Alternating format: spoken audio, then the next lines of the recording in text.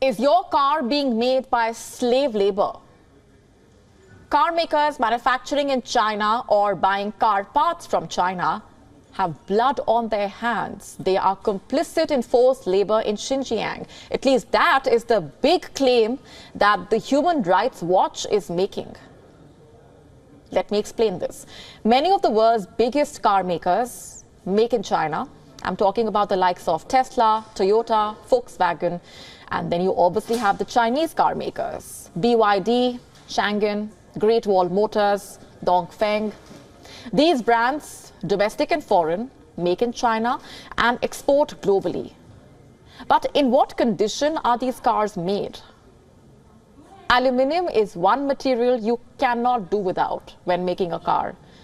Aluminium is basically used in the engine blocks, in vehicle frames. Aluminium is also used in the wheels and the battery foils.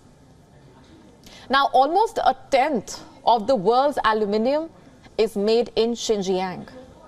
It is the same region in China where the government of President Xi Jinping has jailed millions of Uyghurs and other minorities. They have been put in so-called re-education camps.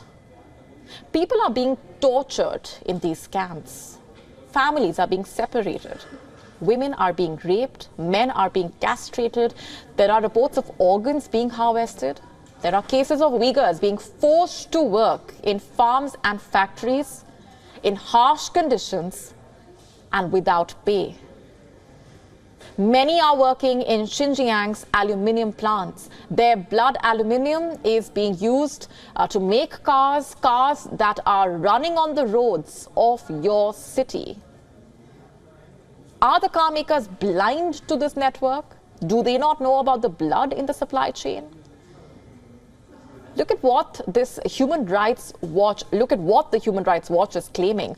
Some car manufacturers in China have succumbed to government pressure to apply weaker human rights and responsible sourcing standards at their Chinese joint ventures than in their global operations. In other words, Xi Jinping's government has set tight rules for these car makers. One, don't investigate the Xinjiang like. If you do, the Chinese government will come after you. Rule number two, turn a blind eye to what's going on in Xinjiang. Millions are spending their lives in camps. Their homes and mosques are being bulldozed. They are being denied access to the Quran or are being punished for the Quran. China is cynicizing its minority and turning Xinjiang into a manufacturing hub driven by forced labor. In the year 2010, Xinjiang's aluminium production was 1 million tons. In 2022, the number jumped to 6 million. Today, Xinjiang produces aluminium more than not just any other state in China, but more than any country in the world. Uyghurs and Turkic Muslims are being forced to work in these factories. They are toiling to fulfill Xi Jinping's dreams of making China an automobile power. In 2023, China produced more cars than any other country. China also exported more cars than any other country. The Human Rights Watch claims that most car makers are blind to their exposure to forced labor.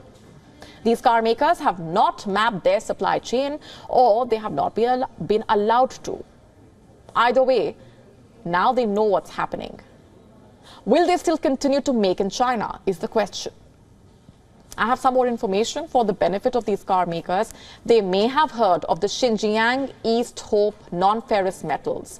It is one of Xinjiang's leading aluminium smelters. There are records of this plant receiving forced labor in the year 2017, in 2018, and also 2020.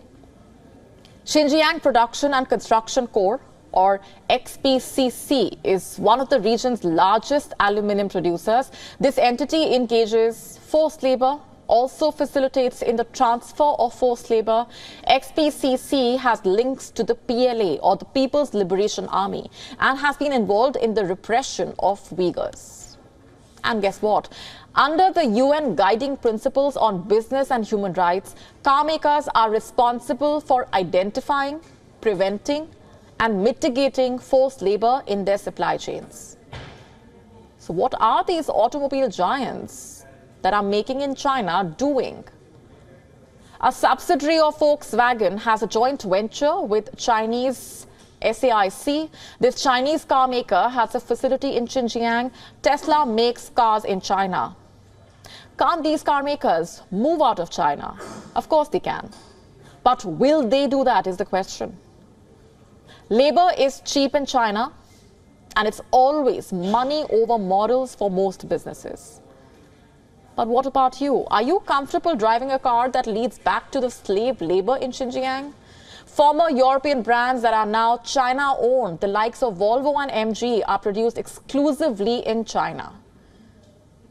So are some models of BMW. China-made BYD's EVs are selling like hotcakes. But do you want one of these cars in your garage? Will you be able to drive them guilt-free? Think about it. WION now available in your country. Download the app now. Get all the updates on the move.